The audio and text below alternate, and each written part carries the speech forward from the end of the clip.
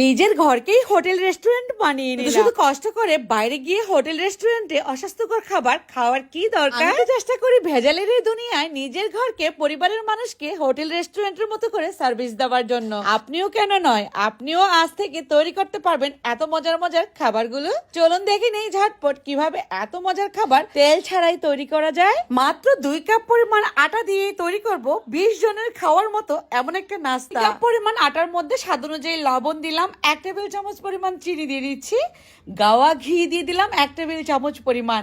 এই ঘিটা কিন্তু দানাদার ঘি, খুবই মজার, সুন্দর ফ্লেভার।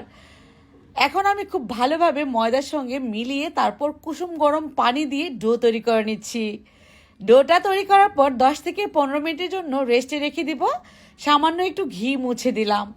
অর্ধেকটুকু গাজরের মধ্যে 3টা ডিম দিয়ে দিচ্ছি। বড় সাইজের একটা গাজর অর্ধেকটুকু নিয়েছিলাম। এরপর আমি এর মধ্যে 2-3টা পেঁয়াজ কুচি, কাঁচামরিচ কুচি, ধনিয়া পাতা কুচি, লবণ দিয়ে খুব ভালোভাবে চামচ দিয়ে ফিটিয়ে নিলাম। এখন চলে যাব ডোটাকে দেখানোর জন্য। 10-15 মিনিটে কিন্তু এটা অনেকটা সফট হয়ে গিয়েছে। এ থেকে লেচিগুলো বের করে নিচ্ছি। একটা লেচি নিয়ে নিচ্ছি, বড় সাইজের একটা রুটি বেলে নিব।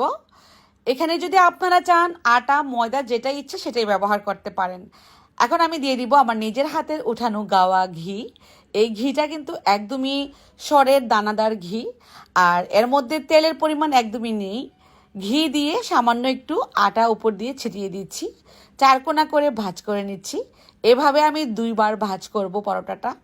খেয়াল করুন আপনারা, যেভাবে আমরা 4 কোণা পরোটা বানাই ঠিক সেভাবেই ভাঁজ করে নিলাম। আবারও 5 থেকে 7 মিনিট রেখে দিব ঢাকনা দিয়ে ঢেকে। তারপর আবারও বেলে নিচ্ছি। বড় সাইজের পাতলা করে এই পরোটাটা বেলে নেব। এটাকে আমি আরও একবার ভাঁজ করব। একটু ওয়েট করে করে আমরা যদি এই পরোটাটা বানাই তাহলে কিন্তু অনেক লেয়ার হবে এই পরোটার মধ্যে, আর অনেক সফট হবে।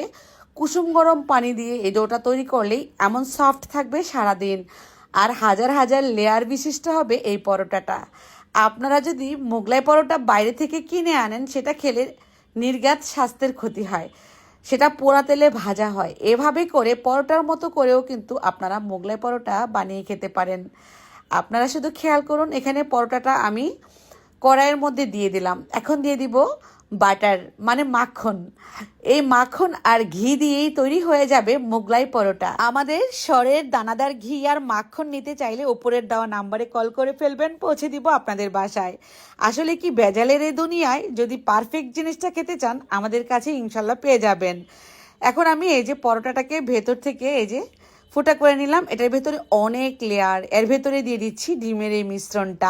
অনেক সুন্দর আসছে এই মোগলাই পরোটার কালারটা, তাই না? অনেক বেশি মজারও হবে। মোগলাই পরোটা কিন্তু ডুবো তেলে, পোড়া তেলে ভাজা হয়, আর আমার এটা তেল ছাড়াই মাখন আর ঘি দিয়েই তৈরি করে ফেললাম। কতটা লোভনীয় হয়েছে দেখে নিশ্চয়ই বুঝে গিয়েছেন। এটা তো মজা হবেই। আপনাদের কোনো কোশ্চেন থাকলে ইনবক্সে নক করতে পারেন। আজকের মতো কেমন লাগলো ভিডিও কমেন্টে সেটা লিখে জানাতে পারেন। ভালো লাগলে শেয়ার করে দিবেন। আমাদের এই পরোটাটা মানে মোগলাই পরোটাটা সারাদিন থাকবে তুলতুলে নরম, আর উপরের অংশটা একদমই ক্রিসপি। দেখতে অনেক লোভনীয়, খেতেও মজার। সবাই ভালো থাকুন, আবারও দেখা হবে নতুন রেসিপিতে। আল্লাহ হাফেজ।